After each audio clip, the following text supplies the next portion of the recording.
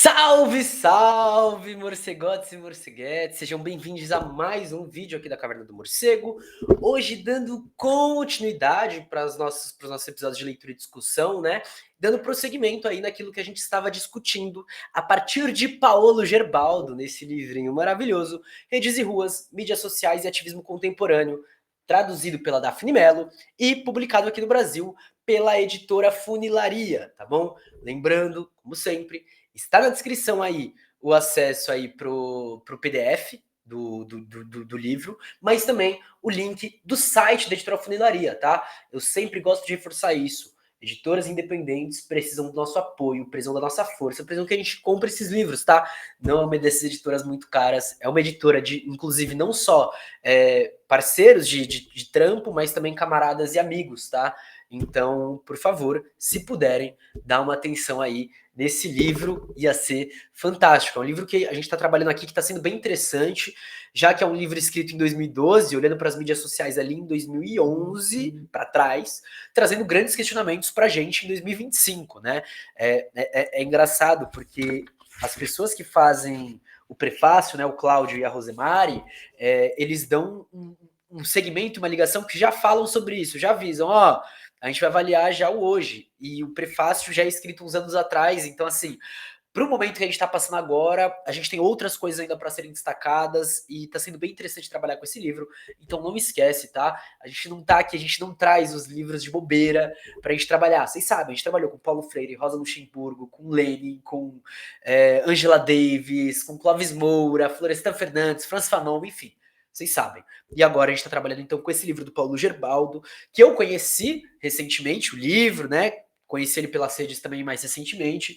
E já desde então está me trazendo grandes surpresas, tanto para críticas positivas quanto para críticas negativas, né? Até porque é isso, a gente criticou a Rosa Luxemburgo e o Lenin e a gente vai criticar, né, praticamente todo mundo. Afinal, é um pouco disso, né? E lembrando e reforçando, eu acho que é um dos papéis dos quais a gente tenta cumprir dentro dos limites de estarmos nessa plataforma, que é uma crítica que não seja uma crítica que busque acabar e impedir a leitura do livro. Muito pelo contrário, é justamente reforçar a necessidade dessa leitura e a necessidade desse desenvolvimento crítico, que é uma coisa que tem que acontecer, inclusive, dentro das nossas organizações, dentro do nosso dia a dia, né, nesse processo de crítica e autocrítica nesse campo aqui. Eu sou Marcos Morcego, comunicador político aqui da Caverna do Morcego, né? Vocês estão aqui vendo, essa é a caverna. Trabalho aí então com esse projeto, é um dos projetos que eu tenho, que é esse projeto aqui de leitura e discussão. Também temos nosso projeto sobre discussão de lei de drogas, abolicionismo penal e né, o fim das polícias. No caso, a gente está trabalhando atualmente com a questão prisional, e aí a gente vai discutir sistema de justiça, a gente vai discutir questão da lei de drogas, a gente vai discutir novamente também o fim da polícia militar e das outras polícias, entendendo dentro desse sistema que se forma e se estrutura né, nessa situação de dominação e exploração. Aqui a gente está trabalhando então com mídias sociais e ativismo contemporâneo, e queria lembrar que a gente tem o nosso podcast, Caverna do Morcego, disponível em todas as redes aí de podcast, que tá saindo muita coisa, velho. Muita coisa. Então não deixa de acompanhar também a gente por lá. Beleza? Nossas redes sociais, marcosmorcego.basecamp.social no Blue Sky ou marcosmorcego morcego Marcos no Instagram. A gente tem cupom de desconto no site da Autonomia Literária, outra editora parceira de amigos e camaradas, hashtag Morcego na Autonomia, que dá 20% de desconto em todo e qualquer livro. Também temos o nosso livro, Por uma Implosão da Sociologia, esse daqui da editora Terra Sem Amos, que também está disponível para comprar no site deles. Enfim, quem quiser me avisa aí que eu também posso mandar o PDF. Mas aí vocês vão ter que avisar que eu ainda não coloquei ele no Drive. Eu vou subir em breve, tá? Mas por enquanto deixa esse aviso aqui. E a gente leu ele foi a última leitura que a gente fez, né? Eu esqueço às vezes dessas coisas porque é isso, né? Meio que, enfim, tentar não reforçar essa fita do eu, né? E também a gente tá na Clio Operária aí, a nossa revistinha do coração, então não deixa de acompanhar a Clio Operária. Beleza? Curtiu os projetos? Tá dando uma atenção? Tá de olho? Achou da hora? Não se esquece. O nosso apoio coletivo é apoia.se/Caverna Morcego e o nosso Pix e-mail para contato é podcastmorcego@gmail.com e tá tudo na descrição. Aí você vira para mim e fala: pô, Morcego, então, eu tô pelo celular e não tenho livro, eu não quero abrir o livro aqui no PDF, porque aí vai ter que dividir tela, ficou horrível. Relaxa, família.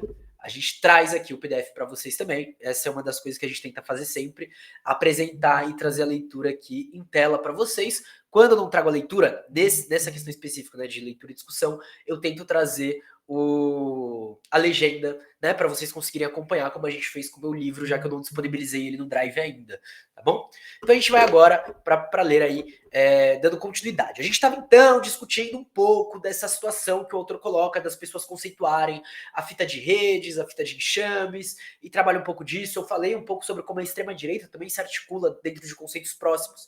E o que o autor tenta demonstrar é que existe uma divergência entre como a esquerda coloca isso daí teoricamente, e aí ele faz uma crítica aos anarquistas enquanto um libertário, e eu faço uma crítica à esquerda institucional e marxista enquanto marxista.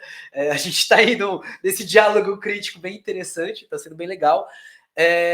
Mas também uma crítica que acaba rolando, que eu acho que dialoga, de certa forma, por uma implosão da sociologia e com os livros da Silvia Kusikank que eu tô lendo agora, para quem me acompanha, né, viu que eu tô lendo eles, que é uma crítica à forma como as próprias universidades tendem a pensar essa questão, porque são questões dissociadas, né, diferente de quando o autor traz, por exemplo, os intelectuais ativistas, que aí você traz uma outra perspectiva. A gente falou um pouco sobre redes, ele já deu as bases teóricas que ele gosta de usar, criticou muitas das pessoas que ele tinha que criticar, mas ele não acabou. Agora ele vai falar sobre esses enxames sem colmeias, tá bom? E é daqui que a gente vai prosseguir. É isso, vou dar início à leitura, lembrando, perguntas, comentários, opiniões, ideias, tudo mais, deixa aí nos comentários, eu respondo vocês. Uma rede com asas. Assim poderíamos sintetizar, numa brincadeira, as semelhanças e as diferenças entre os conceitos de estimação de Castells, Hardt e Negri. Lembrando, os três que ele está criticando. O venerável pensador italiano pós-operaísmo e o professor rebelde da Universidade de Duke, e aí é Hardt e Negri, empregam a noção de enxames como parte do ambicioso processo de definir uma nova classe social, que é a multidão. Lembrando, né? Ele utiliza o Castells para criticar a rede. E aí ele fala da categoria povo. Agora ele já traz uma outra categoria, e por isso, né, eu grifaria de uma cor. Perdão. De uma cor eu grifaria. Oh, meu Deus! Calma aí, gente. Calma aí. É pra baixo aqui. O meu mouse, como eu falei, né, ele caiu, e aí. Enfim, não é tão simples. Eu grifaria aqui de uma cor. Tô pegando essa cor. Inclusive, esse marca-texto tá acabando, mas eu já comprei outro. Mas eu não trouxe aqui pra cima. E eu vou ter que ir lá pegar. Talvez. Vamos lá, vamos seguir, depois eu pego. E aqui eu grifaria a multidão de outra cor, porque aí ele tá trazendo um conceito que para ele vai ser central, né?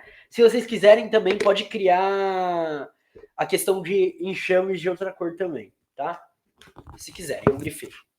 Que é para eles o que o proletário é para Marx, ou seja, o sujeito revolucionário. Porém, ao contrário da classe trabalhadora, a multidão, como o próprio nome sugere, é caracterizada por uma multiplicidade irredutível. Vamos lá, antes da gente continuar, só para dar uma ideia para vocês situarem aonde eu tô dentro de linha de pensamento e teorização, tá? Eu não gosto de utilizar tanto classe trabalhadora no sentido clássico, embora eu goste de empregar elas em outros sentidos, né? Principalmente quando a gente pensa na categoria trabalho fora do que a gente define como trabalho, dá para fazer um bolo interessante. Mas eu não gosto de usar proletário, mas muito mais aí por uma questão de, sei lá, aonde eu moro, ninguém fala proletário, tá? É muito mais por essa opção. Mas eu gosto de utilizar uma categoria que o Gramsci e o Clóvis Moura utilizam, que é subalternos. E aí, dentro de subalternos, a gente não fala necessariamente todo mundo que é revolucionário se a gente pensar no conceito de um modo geral. E aí eu gosto de puxar um pouco, que é uma definição muito próxima de classe em si, classe para si, né? É uma perspectiva muito próxima, na verdade, não uma definição próxima, mas uma perspectiva próxima, que é a mesma perspectiva que o Steve Biko vai falar sobre a questão do negro, tá? E aí, o que ele fala sobre o negro de modo bem resumido? Ele olha para o policial de cor escura e fala: esse policial não é um negro porque ele está a serviço da dominação, ele está a serviço do colonialismo, está a serviço da branquitude. Então, é uma caracterização que eu utilizo para além só da figuração social dentro do processo de trabalho, mas para uma figuração social dentro de uma conjuntura de conflitos e contradições de pessoas que empurram e pessoas que não empurram. Mais ou menos isso, tá? Bem brevemente falando. Voltando aqui, então, Hartnegri contrastam a multidão com o imaginário da sociedade industrial de aglomeração. E aí no original é crowd, e aí o autor utiliza multitude and crowd, trabalhando como conceitos opostos, tá? Embora aqui, por causa da presença de Hartnegri, a gente utilize multidão, né? Geralmente para traduzir. E aí por isso que aqui eles trazem aglomeração. E de povo. Como observa o antropólogo William Mazzarella, ele mesmo um autonomista marxista, não seria um exagero dizer que a coerência da figura da multidão nos escritos de Hartnegri depende de sua oposição à figura de aglomeração. Então a aglomeração meio que parece ser uma coisa mais solta e multidão parece ser uma coisa mais objetiva dessa mesma perspectiva que a gente usa, né? Enfim, coisas para se pensar. Hartnegri vê o surgimento desse ator como consequência da mudança no sistema produtivo da produção material para a imaterial, em que a comunicação, a construção de relações sociais e a afetividade se tornam um terreno central da acumulação capitalista. E aí entra o ponto, né? Num país colonizado como o nosso, a gente vê processo de extrativismo direto, seja de dados, e é isso, não que a afetividade e as relações sociais não estejam mobilizadas, né? Mas, e aí eu gosto do Ademar Bogo porque ele puxa isso, ele fala, se a gente parte para analisar o sistema capitalista enquanto modelo econômico político, a gente não pode ignorar isso sem falar sobre relações sociais de produção. E relações sociais de produção, ele estica para mostrar que está indo além só de realmente esse processo de compra, consumo, venda, troca. Na verdade, ele se enraiza em várias formas. Afinal, se não haveria consenso, né? A gente está falando de justamente da materialidade, inclusive da afetividade e da comunicação, se a gente colocar por esse aspecto. É possível chegar aí. Enfim, aí são várias outras coisas que não cabem agora, tá? Eu volto a dizer, né? Eu acho que tá sendo interessante, porque esse livro tá me fazendo refletir muito sobre as referências que eu tenho. E aí eu cito elas aqui, né? Eu olho e falo, puta, aqui faz sentido, aqui não, e tal, não sei o quê. E aí vocês vão ver que é possível que, né, por exemplo, nesse episódio eu me contradiza com coisas que eu disse no episódio anterior. E isso é esse processo, assim, que tá sendo novidade para mim, tá? Eu vou grifar de Hartnegri até a acumulação capitalista. A lápis mesmo, tá? Eu só marco um tracejado, assim, que eu ainda não sei, precisa desenvolver. Em Império, eles descrevem a multidão sugerindo a oposição em oposição à força do capitalismo global, como uma força que sustenta o império e, ao mesmo tempo, exige e torna necessária a sua destruição. Eles descrevem a multidão como caracterizada por um nomadismo e um poder desterritorializador, baseando-se no contraste deleuziano entre o Estado, com sua territorialidade e fixidez, e a máquina de guerra, com seu espaço suave continuamente atravessado por fluxos. O conceito de enxame passa a representar essa corporalidade nômade, esse corpo sem órgãos, uma multidão que pode agir em conjunto sem ser reduzida a uma identidade ou a um lugar. Eu tô lendo a Silvia Kusikan, que ela faz uma crítica à ideia de território bem simples. É uma crítica que eu li, que é só uma frase de crítico, nem lembro exatamente dela agora, mas ela critica um pouco essa ideia de enxergar o território como algo fixo. E aí ela dá o exemplo da luta das mulheres territorializadas, e aí principalmente lideranças indígenas, mas também quilombolas, camponesas, que trazem uma perspectiva diferente para além do território, né? E só que é isso, eu quero ver se dá para encaixar ainda uma nova concepção de território, não tanto a nível conceitual, né, de definição, mas muito nesse sentido realmente assim de é um território diferente. E, bom. Alô? Alô? Me ligaram aqui e desligaram. Era spam. Enfim, os processos comunicativos são cruciais na coordenação dos enxames. Graças à disponibilidade de vínculos técnicos complexos, o enxame estabelece e mantém uma forma particular de intelecto geral, o que Hartnegri chamam de inteligência de enxame, sem a necessidade de uma estrutura central. Pesquisadores recentes em inteligência artificial e métodos computacionais usam o termo inteligência de enxame para nomear técnicas coletivas e distribuídas de resolução de problemas sem controle centralizado ou provisão de um modelo global. Resumindo, a gente está falando de autonomia, tá, gente? Assim, se a gente pensar na característica revolucionária desse componente, a gente está falando de autonomia. Saca? Tipo assim, é um pouco disso que me pega, de que a gente vive uma criação de conceitos em cima de coisas que, mano, e aí, continua. A inteligência de enxame é baseada fundamentalmente na comunicação. E aí vem a diferença, talvez, da autonomia, né? Que a autonomia, ela exige a construção, né? A comunicação... É que é isso, é aquilo que eu disse no último episódio, né? Não dá para destacar uma dessas coisas como mais fundamental do que a outra. A grande questão é, o que a gente consegue articular agora? Esse é o ponto, né? Qual vai ser o primeiro passo? Depois desse primeiro passo, para onde a gente vai? O que a gente vai pensar? E tal, e não sei o que, babá. E de uma forma que não existe uma linearidade, uma forma certa de se fazer isso daí, né? Mas tudo bem. Desculpa, eu tô divagando muito, né? Os membros da multidão não precisam se tornar o mesmo ou renunciar à sua criatividade para se comunicar e cooperar entre si. Eles permanecem diferentes em termos de raça, sexo, sexualidade e por aí vai. O que precisamos entender, então, é a inteligência coletiva que pode emergir da comunicação e da cooperação de uma multiplicidade tão variada. É isso, né? O que a gente fala sobre autonomia e solidariedade. Enfim, eu vou grifar esse parágrafo. Vou colocar pensar, 2 pontos. Território / autonomia. Autonomia literária, 20% de desconto, hein? Hashtag morcego na autonomia. Desculpa, gente. E... território. Território já coloquei. Território, autonomia e solidariedade. Solidariedade. Vocês viram, né? Eu me divirto sozinho aqui, né? Desculpa, gente. A ressonância entre o conceito de enxame e o fenômeno social de flash mobs é visível. Os flash mobs surgiram em 2003, após um experimento social realizado por Bill Wazik, jornalista da revista Wired. Wired é tipo com o bagulhozinho, né? Com grampo. Que circulou um e-mail convidando as pessoas a se reunirem em frente a uma joalheria e depois se dispersar como uma performance artística extravagante. A ideia foi rapidamente adotada nos Estados Unidos na organização de eventos festivos, desde guerra de travesseiros até brincadeiras coletivas. Mas logo foi adotada também por ativistas como modo de explorar o potencial de coordenação flexível oferecido pela internet e pela mídia móvel.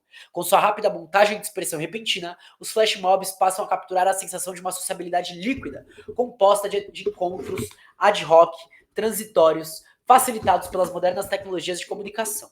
O visionário da tecnologia californiano Howard Reynolds descreveu esses grupos como mobs inteligentes, agregados sociais que cooperam de maneiras nunca antes possíveis porque carregam dispositivos que têm recursos tanto de comunicação quanto de computação. É realmente, né, uma perspectiva meio tecnovisionária, que é o que o Paulo Gerbaldo fala, né? Não é uma perspectiva assim só de utilizar a tecnologia, mas é uma perspectiva tecnovisionária mesmo. Assim. Se Castells, que começou a publicar sua inovadora trilogia A Era da Informação, Economia, Sociedade e Cultura, em 1996, foi o teórico social da ascensão da World Wide Web, WWW, o trabalho conjunto de Hart Negri, que veio posteriormente, carrega o selo da era da mídia móvel, celular, telefone fora, né? E as novas formas de ação coletiva que a difusão do trabalho deles inspira. Em comparação à discussão de Castells sobre rede, Hart Negri recupera uma apreciação do papel do corpo e de sua mobilidade por meio daquele fluxo vital de pensamento que vai de Spinoza a Deleuze. Eu tenho... mas aí é uma questão minha, tá, gente? Eu inclusive vou grifar esse em comparação até Deleuze, mas a gente tem muitos trabalhos, principalmente na antropologia, que falam sobre a questão do corpo, né? Mas eu tenho ainda muitos pés atrás sobre como a gente utiliza isso. E aí eu fui ler um livro chamado Corpos, Territórios e Feminismo. É isso o nome? Ele vai estar aqui em cima, na verdade. Calma aí, gente. Esse daqui, ó, da Elefante. Deixa eu diminuir aqui para vocês verem o livro, né? Corpos, Territórios e Feminismo, compilação latino-americana de teorias, metodologias e práticas políticas, que junta um pouco de pesquisas acadêmicas com práticas e entrevistas a lideranças e textos de lideranças que estavam lutando em certo momento por alguma coisa, né? E, por exemplo, tem uma militante, eu quase certeza, não lembro se ela é indígena ou camponesa, tá? Mas que ela utiliza o termo territórios corpos. E território corpo, né? E a gente geralmente utiliza, principalmente aqui no Brasil, corpo-território. Essa inversão, e de alguém que tá na prática, eu acho que também é uma inversão que me soou de forma bem interessante, tá?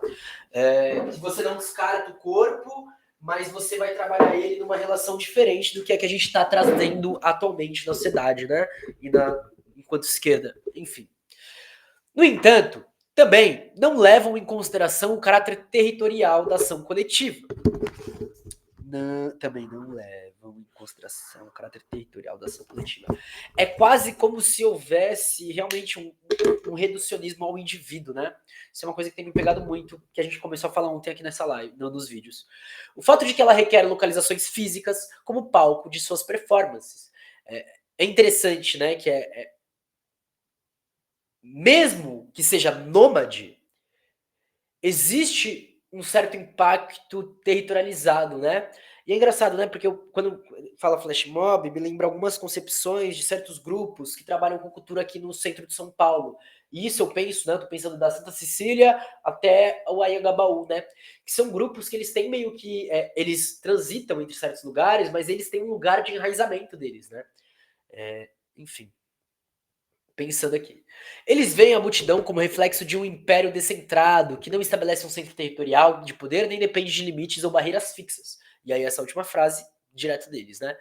Dentro dessa estrutura descartam a política do lugar, proposta por vários pensadores radicais e geógrafos, e é por isso que eu gosto de, né, eu tô tentando contrastar com alguém que eu ainda não li exatamente sobre isso, né, mas que é a Ruth Wilson Gilmore, sobre geografia da abolição, desconfiando das tentativas de recompor locais de existência baseados nas identidades de sujeitos sociais ou grupos nacionais e regionais, muitas vezes fundamentando a análise política na localização da luta. E aí vem, né, eu pesquiso território e identidade, está sendo bem interessante entrar nessa discussão, por isso que talvez eu esteja dando tanto pitaco, né, mais do que nos outros livros, mais do que no meu livro, inclusive, meu livro que eu quero refazer ele inteiro já, não dei tanto pitaco assim, né, mas ouçam o vídeo anterior, ou leiam o que a gente leu no último vídeo, para entender que o Paulo Gerbaldo já cita um pouco da identidade e ele fala dessa relação entre multiplicidade e questão de uma força única, tá?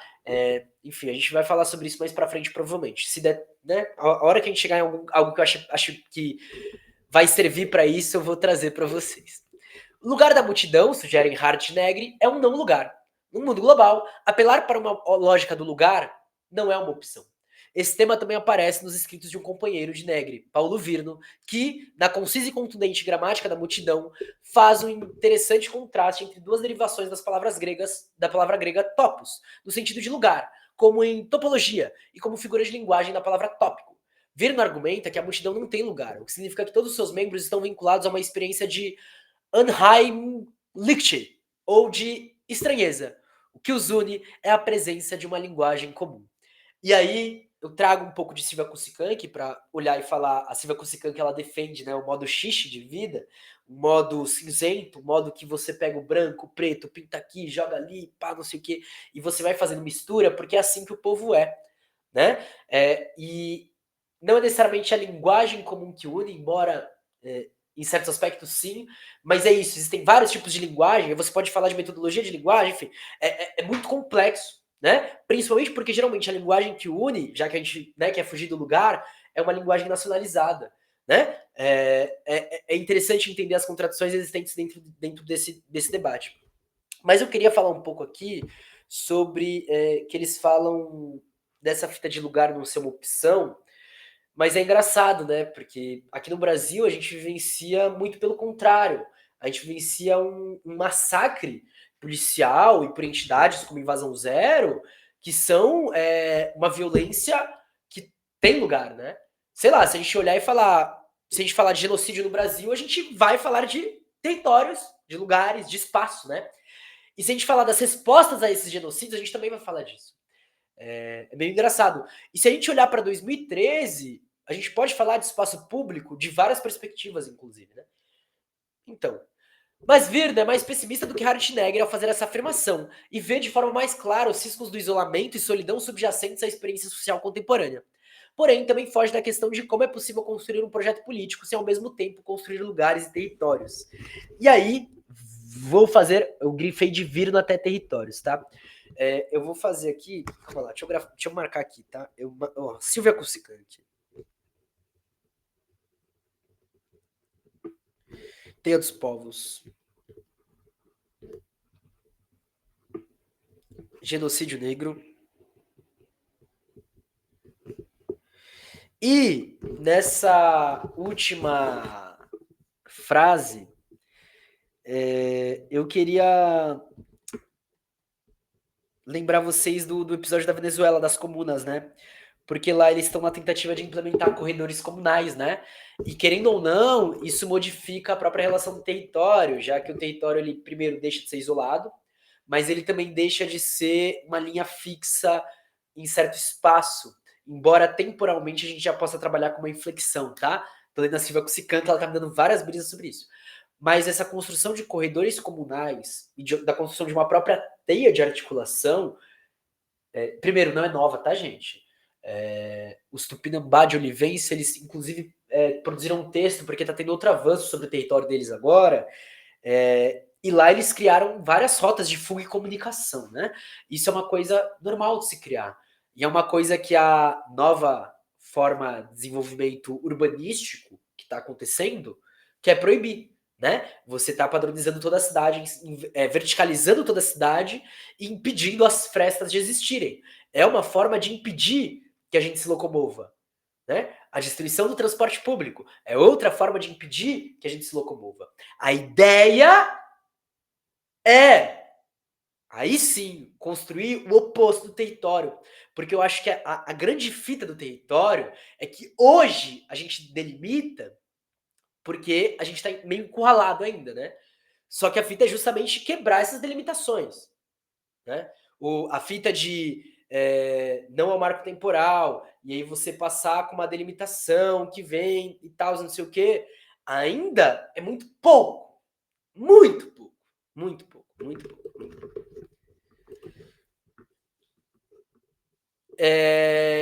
Brincando com a metáfora de enxame usada por Hart Negri, pode-se dizer que o que eles estão descrevendo são de fato enxames, sem colmeias. Sabemos, pela biologia, que se as abelhas voam por grandes distâncias, também precisam de um local fixo para retornar, e algumas lá permanecem para manter a colmeia no lugar. Em Hart Negri, todavia, é dada pouca importância a tais geografias locais, pois se enquadram no espaço nômade fluido da globalização. Em suma, tanto o trabalho de Castells quanto de Hart Negri podem ser vistos como uma tentativa de repensar novas formas de ação coletiva, além do imaginário da sociedade industrial e de suas formações sociais, e de compreender o impacto das novas mídias na ação coletiva contemporânea. E realmente, né, por um lado, não tá errado, por outro tá, enfim. É isso, é complexo, né? Hart e Negri repetem várias vezes que a multidão, ao contrário da aglomeração, vai além da redução da pluralidade para a singularidade, a chamada reductio ad unum.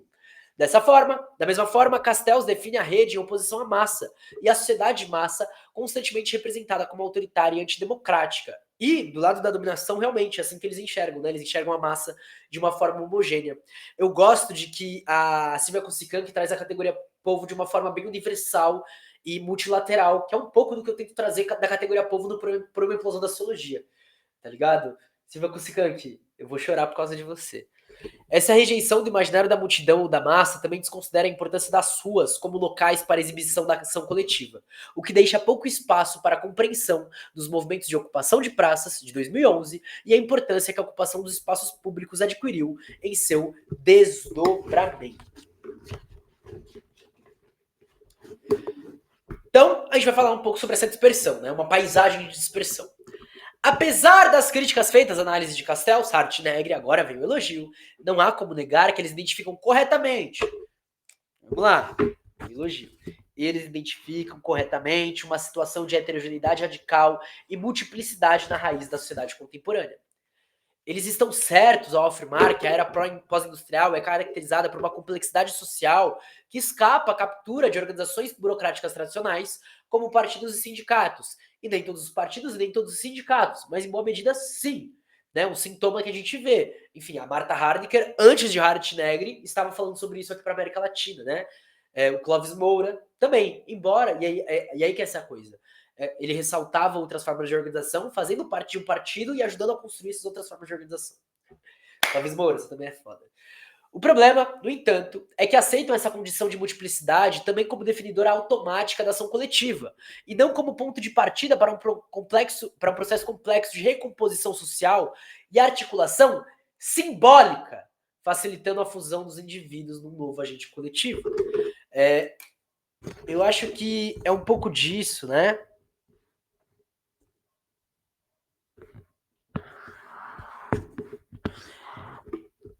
De que não é falar que todo mundo é igual, não é falar que tá todo mundo do mesmo jeito. Muito pelo contrário, é muito uma lógica, e aí eu vou ter que grifar aqui para, né, caso algum dia eu vá elaborar alguma coisa, que é o feminismo negro da Lélia Gonzalez. Da Lélia Gonzalez. Ao celebrarem a natureza anti-autoritária das formações sociais contemporâneas, parecem não estar preocupados com os desafios que essa situação de multiplicidade radical impõe e com os obstáculos à mobilização que levanta. E realmente, é uma das coisas que a gente enxerga hoje. Eu vou destacar aqui obstáculos à mobilização que levanta, mas é interessante, né? Porque a natureza anti-autoritária das formações sociais contemporâneas não existe em um Estado-nação capitalista, em uma sociedade burguesa. Os fenômenos capturados por termos como enxame e rede podem, de uma perspectiva crítica, ser vistos como atrelados a uma experiência de individualização perfeitamente sintetizada pelos tipos de interações canalizadas por meio das mídias sociais. E é isso que eu estou destacando, vou grifar isso daí também.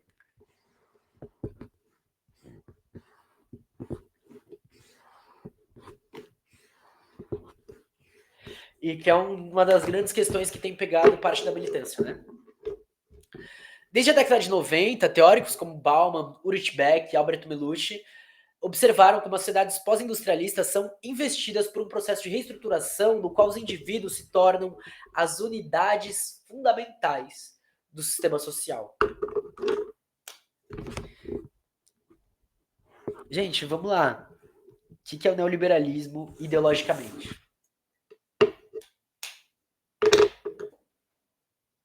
É isso, entendeu? É isso. E ele vai falar já sobre isso, né? Mas eu não falo nem tanto da liquidez da questão, mas é de um enclausuramento, né? De se fechar em si. E muitas vezes, inclusive, e aí óbvio, né? Momentos de autocrítica, inclusive pessoais, a gente se encerra muito em si, né? É uma fita. Nesse contexto, os indivíduos estão, em grande parte, desconectados de identidades coletivas pré-estabelecidas e estáveis. E esse não seria o problema se a gente tivesse uma identidade em movimento, né? Mas isso também vai dificultar a solidariedade e unidade, enfim. Solidariedade, dificulta a solidariedade. Eles se deparam com uma situação que Bauman descreve como liquidez em oposição à solidez, das sociedades industriais, nas quais as relações sociais são caracterizadas pela incerteza e têm um caráter de até novo aviso. Privados de fortes identificações coletivas, indivíduos são compelidos a buscar soluções biográficas para contradições sistêmicas. É evidente que essa tendência em direção à individualização coletiva cria obstáculos ao desenvolvimento da sociedade, da ação coletiva. Tradicionalmente, teóricos dos movimentos sociais veem a existência de uma identidade forte, um sentido de solidariedade coletiva, como precondições decisivas para a ação coletiva. E eu gosto de pensar que tem como a gente trabalhar com outros tipos de identidade, tá? E é isso que eu estou encontrando dentro de certas ações, certas práticas. Como, por exemplo, soberania alimentar. Tipo assim, tá, tudo bem. A gente tem todo tipo de povo aqui. Todo mundo precisa comer. Nem todo mundo precisa comer a mesma coisa, mas todo mundo precisa comer. Tá. Se a gente se juntar, ocupar uma terra, expulsar um latifundiário, acabar com um burguês, tá aí, uma opção, né? Cria uma certa identidade. E aí, você pode falar, pô, Morcego, tem alguma recomendação? Pedagogia do Movimento Sem Terra, da Roseli Salete Caldarte. Puta que pariu, é isso! Ó, as coisas começaram a se conectar agora. Grifar aqui. Marcar aqui, Pedagogia do Movimento Sem Terra.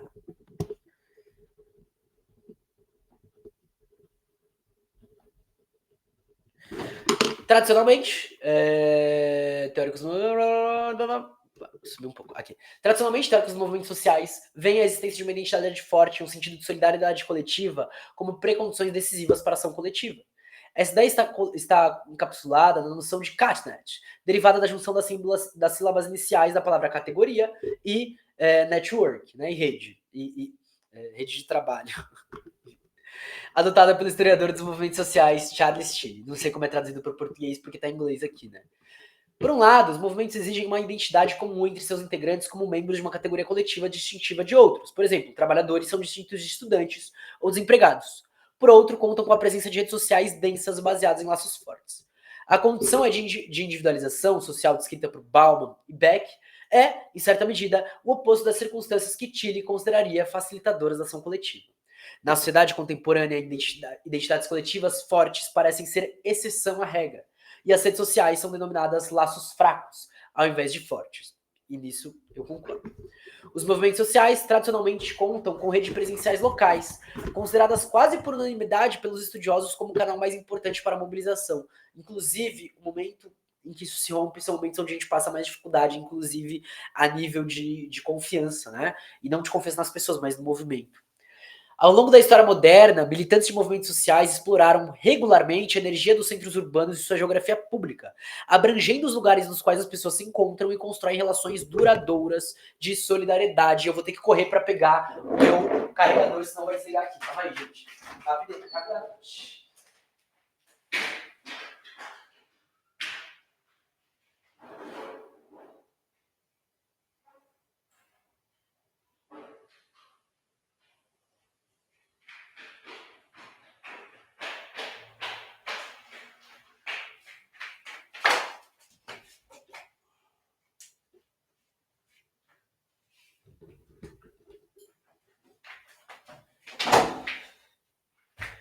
Ufa, deu tempo.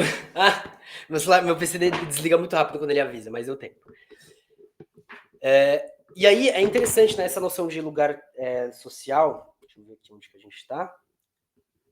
Eu vou grifar ao longo até solidariedade. Por quê?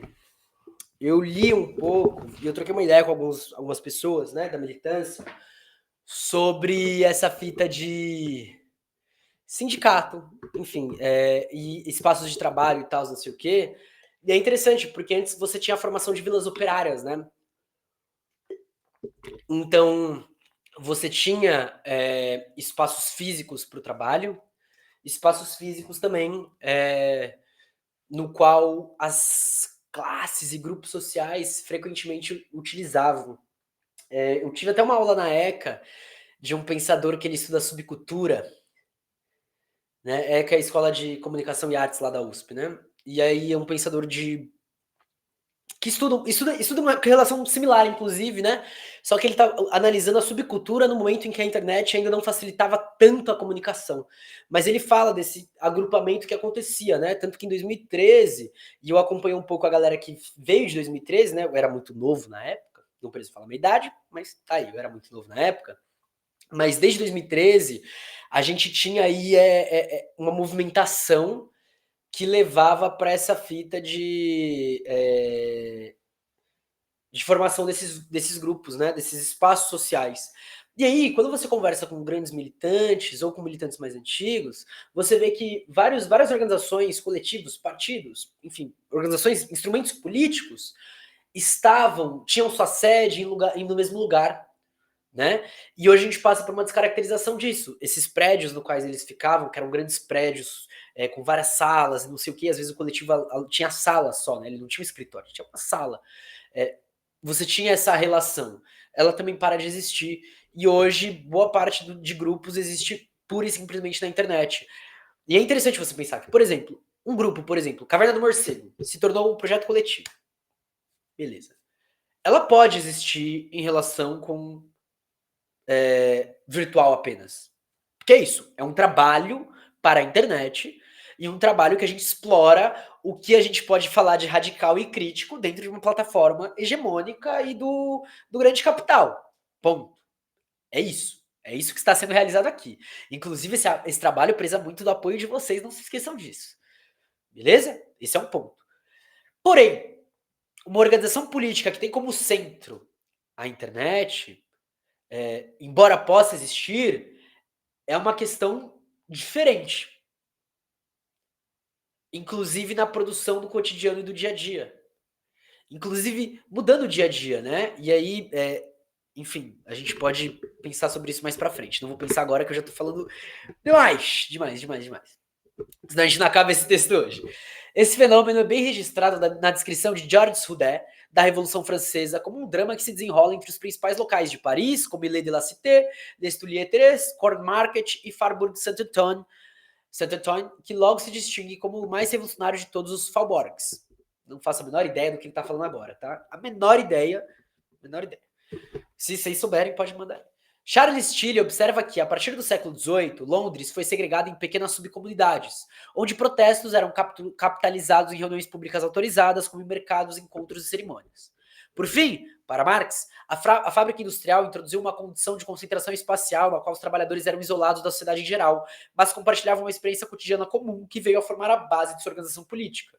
E hoje, com esse processo tecnológico, saiu de cena, né?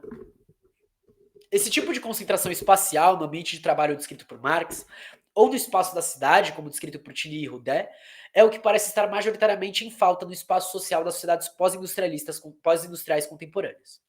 O arranjo espacial disperso que enfrentamos hoje é bem capturado pela teoria autonomista marxista da fábrica social, que é, como diz Negri, uma fábrica sem muros, na qual o tecido urbano é terreno da acumulação capitalista, ao passo que também é um estágio de resistência. Tá, fábrica social, então tem uma coisa interessante. Tá? Eu vou grifar essa parte que eu acabei de ler, de O Arranjo até Resistência, 1989, mas eu vou grifar de marca-texto só o fábrica social. Só grifei o fábrica social de marca-texto.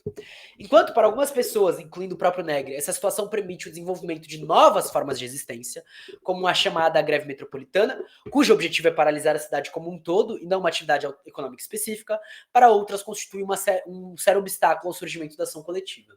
E é interessante, né, já que a gente vai falar de paralisar a cidade e não uma atividade econômica específica, é a tradição latino-americana, né, principalmente por causa de quilombos, aldeias e do campo, florestas, enfim.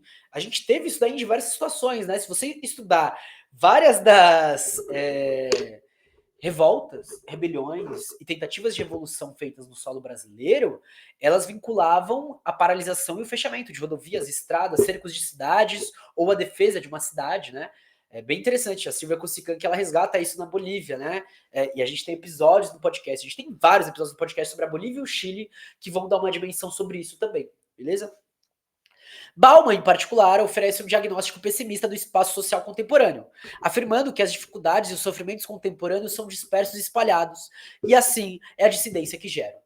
Nesse contexto, a dispersão da dissidência e a impossibilidade de condensá-la e ancorá-la em torno de uma causa comum e despejá-la contra o alvo comum apenas tornam a dor mais amarga. A dispersão de que Bauman fala aqui é, antes de tudo, física, inscrita num espaço urbano moldado pelo surgimento de ampliações da mancha urbana, novas cidades e condomínios fechados, que afastam as populações das violências e dos perigos reais ou imaginários das áreas urbanas.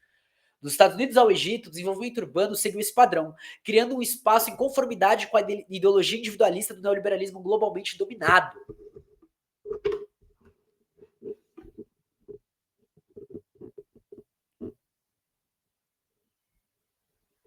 E olha que legal, né? Porque ele vai falar assim: o modelo para essa reformulação do espaço foi Los Angeles. O desenvolvimento da cidade se deu pela expansão urbana, uma rede física sem centros, bem como as redes de comunicação descritas por Castells. E aí vocês vão lá e vão ler a Ruth Wilson Gilmore falando sobre a Califórnia. E ela cita também o Mike Davis, se eu não me engano, que fala agora, né?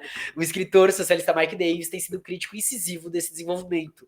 Eu vou ter que ler Holocaustos Coloniais, né? Nem sei onde tá, porque é uma porrada de um livro.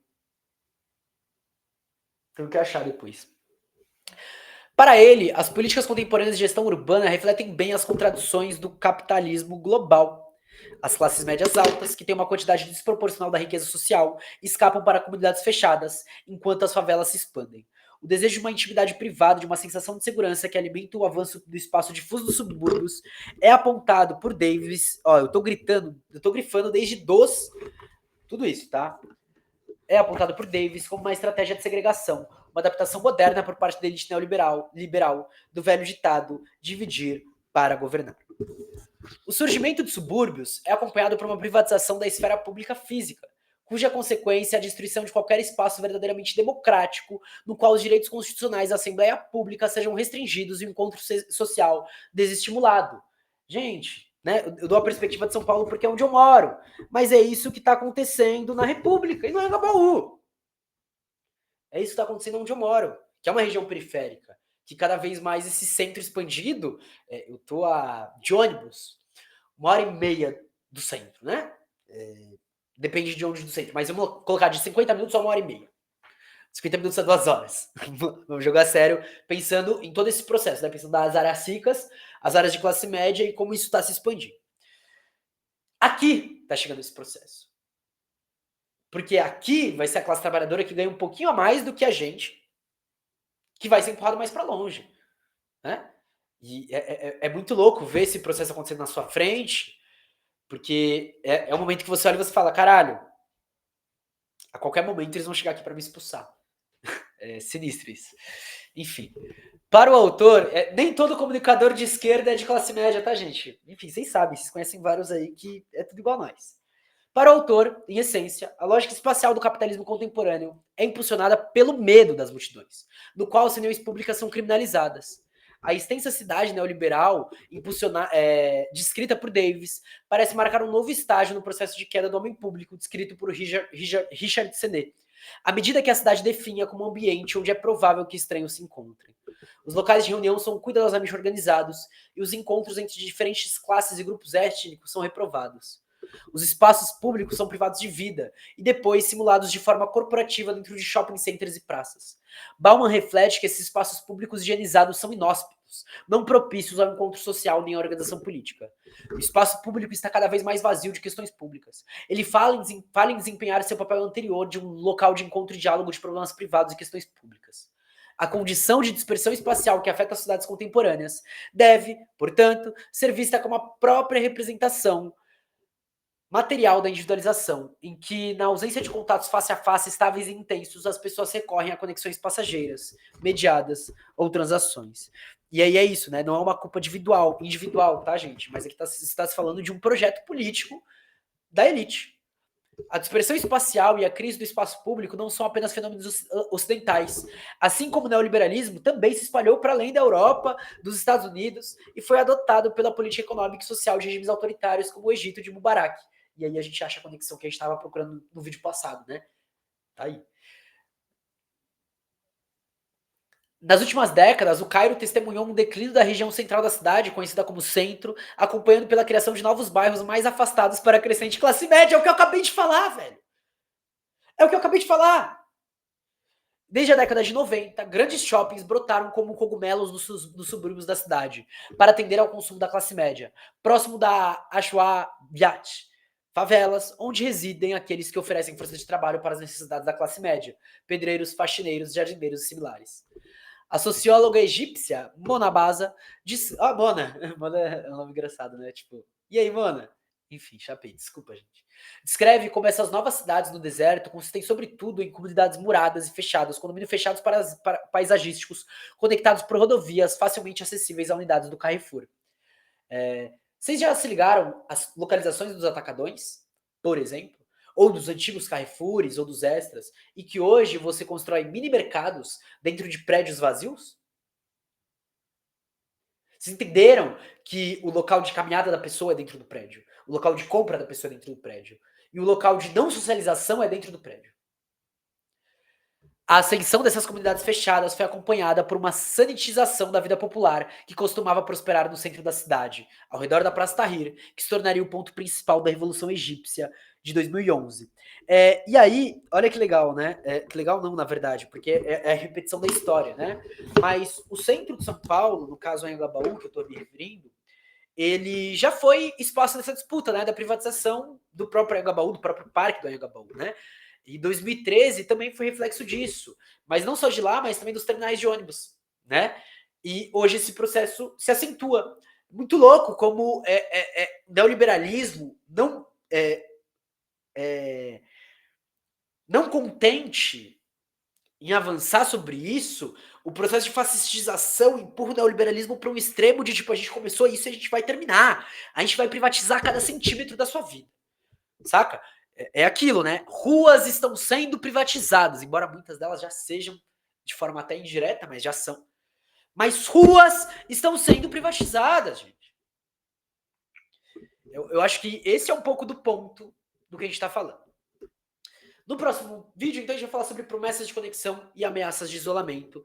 Mas por hoje já tá ótimo, né? A gente já entrou num assunto complexo que é discutir, literalmente, enxames, multidões e as cidades, né? E esse processo de urbanização. Enfim, muita coisa para pensar. Eu acho que eu já falei bastante dentro do episódio, vocês sabem, né? No próximo vídeo, eu vou voltar em algumas coisas que a gente citou aqui, e aí o que eu não complementei agora, eu vou complementar no próximo vídeo. Espero que vocês tenham curtido, não esqueça de deixar o comentário, o curtir, o compartilhar, apoiar a gente. A gente se vê no próximo episódio. Até mais, um grande beijo e meu mouse desconectou aqui, calma aí. Tchau!